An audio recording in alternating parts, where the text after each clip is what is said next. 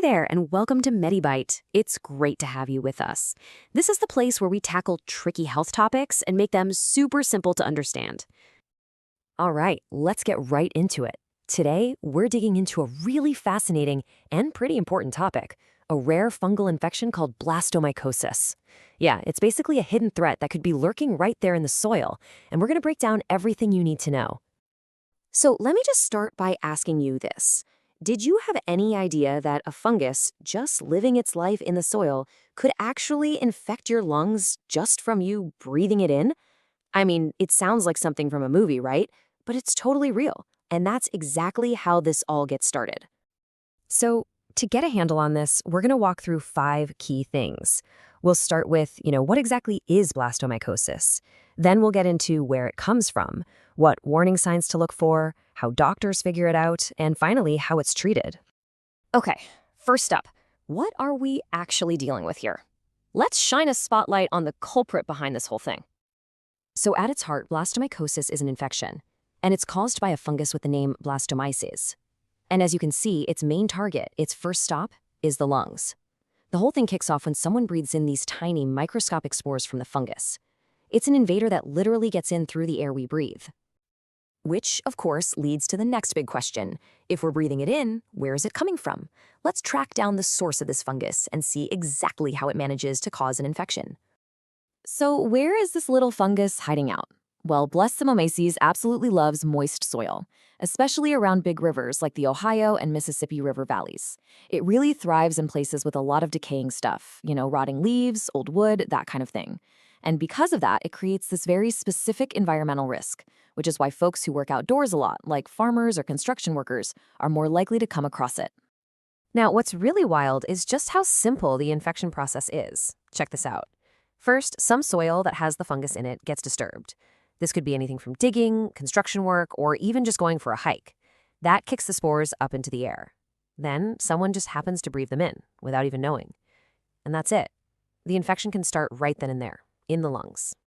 Okay, so the fungus is now in the body. How would you even know it's there? This next part is super important. It's all about recognizing the warning signs your body might be sending you. And this slide really paints a picture of the 2 different faces of this disease. At first, when it's just in the lungs, the symptoms can look a lot like the flu or maybe pneumonia.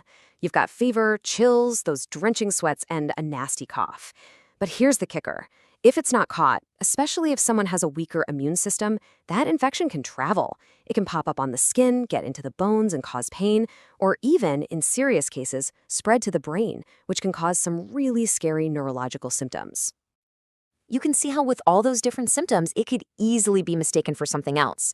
So how do doctors figure out for sure that it's blastomycosis? Let's check out the toolkit they use to make an accurate diagnosis. Well, doctors don't just guess. They have a whole strategy. A chest x-ray is often the first step to see what's going on in the lungs. But to be absolutely sure, they need to actually find the fungus. They can do that by looking at samples under a microscope or by trying to grow the fungus from a sample in the lab. And the modern tests are pretty cool. They can look for fungal proteins, called antigens, which are kind of like the fungus's unique fingerprint. Plus, there are PCR tests that look for the fungus's DNA to get 100% confirmation. All right, so the problem's been identified. Now let's talk about the most important part, the solution. This section is all about the different treatments and the road to recovery. The good news is treatment is usually very effective, and it all depends on how serious the infection is. For cases that are mild to moderate, there's an oral antifungal medicine called itraconazole. But for the really severe infections, especially if it's spread through the body, doctors use a more powerful drug, amphotericin B, and that's given through an IV. The whole key is just matching the right weapon to the seriousness of the fight. Now, this is a point I really need you to hear because it is so important. Recovery isn't quick. We're not talking days or weeks here. The antifungal medication has to be taken without fail for 6 to 12 months. This isn't a sprint, it's a marathon. That long stretch is what it takes to completely wipe out the fungus and make sure it doesn't come back. And look, this quote from the medical literature really says it all. Without treatment, blastomycosis slowly worsens and rarely is fatal. That just hammers home how incredibly important it is to get diagnosed and to see that long treatment course all the way through to the end. This is definitely not an infection you want to ignore. And that kind of brings us to a final thought. An infection like blastomycosis is such a powerful reminder of this really complex connection we have with the world around us. It makes you think, right? By understanding these kinds of hidden risks in our environment, can we get better at protecting our own health? I really hope you found this breakdown of blastomycosis helpful. If you did, do us a favor and hit that like button, share it with anyone you think might find it interesting, and of course, subscribe to MediByte for more simple explainers on big health topics. Thanks so much for watching, and stay curious.